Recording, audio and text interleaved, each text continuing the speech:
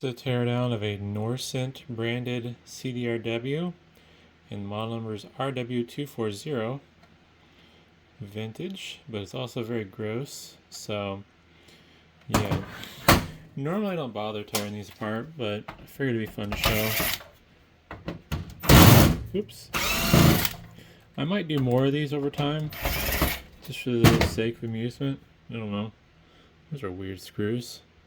They're threaded at the top, but not at the bottom. The bottom half's like shaft only. And you got some more screws here. I'm not sure what these warranty seals are accomplishing other than being annoying. I doubt there's screws under there at least. Might be. Well, there are. I think? I don't know. Problem is, this is a paper sticker, so it's not easy to get them off. I think those are... I don't know what the hell those are. I was gonna say I thought there might be adjustment holes for adjusting pots or something, but I don't see anything in there. Now, this drive is particularly odd. I don't know how this cover comes off. With most of these drives, you have to remove the front first. So, I shouldn't say most. A lot of these drives, you have to remove the front first. Usually get the bottom off still, but front bezel, spring-loaded door. Some fancy shock mounts in there. That's crazy. This might be a fancy drive. Alright, so something was holding me up. Oh wow. It's a big board. This is definitely older. Is there a date on here? 2001. 25 years old. Old enough to drink, but not old enough to avoid the draft. Although you never know. Maybe its bone spurs are acting up. Alright, so there's a CD in here that I probably should eject just in case, since this is from a recycling client. But first I'll show these rubber mounts.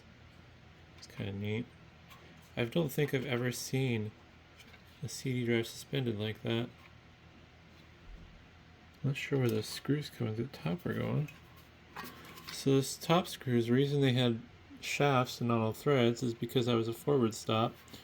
And then you got another screw here in the back, that's the back stop. Apparently they were really worried about like this thing just vibrating out of control. I don't know. I've literally never seen an optical drive built like this. So I'm going to take this out of those rubber things real quick so I can remove that disc. It's probably nothing important labeled on it, but I do have a certain obligation to protect customer data.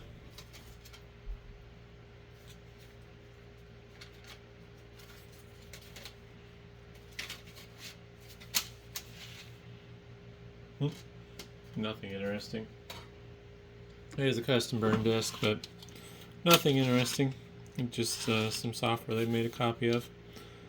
So here's the tray assembly for the drive. There's the label for the laser module. The carriage is cast aluminum, which is pretty wild. Don't really see anything else of interest here. Pop off this top assembly here.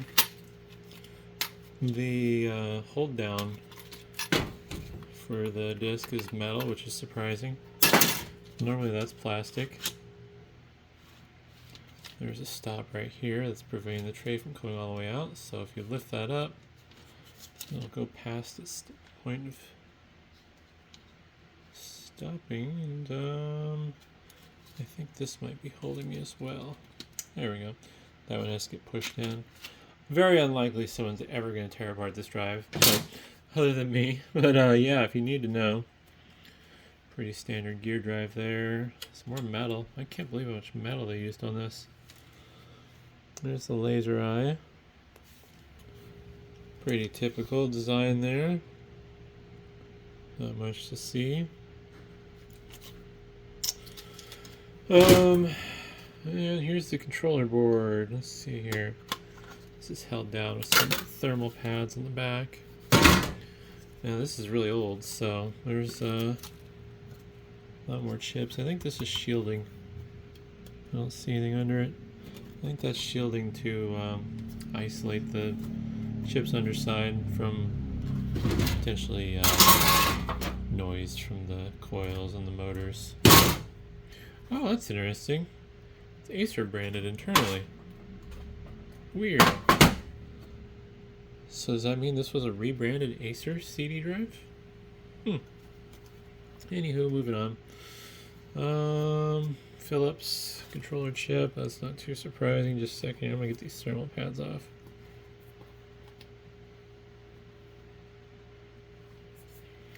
Philips was basically the leader of optical drives back in the day. I don't know if that paint's obstructing anything. Doesn't look like it.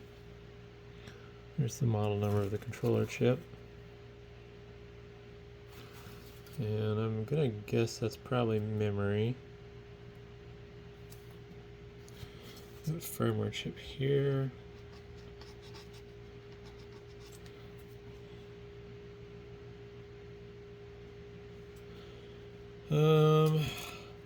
This here is more than likely a motor driver just because of the fact that it has extra wide tabs there for what is more than likely heat sinking or a potentially power delivery. Another Philips chip there. Another Philips chip there. No clue. Another Philips chip. And presumably another motor driver. One of these would be for the eject motor, and then one would be for the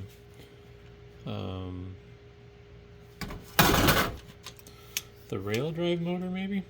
I guess is what you call that. That pushes the laser eye back and forth.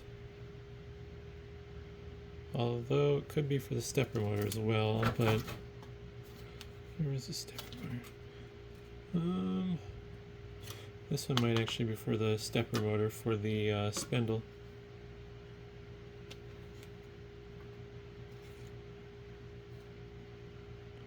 Or it could be doing the spindle and the eject, and then this one is doing something else. Hard to tell. But yeah, I think that went probably a little too long for a CD drive, but hopefully that was interesting, and thanks for watching.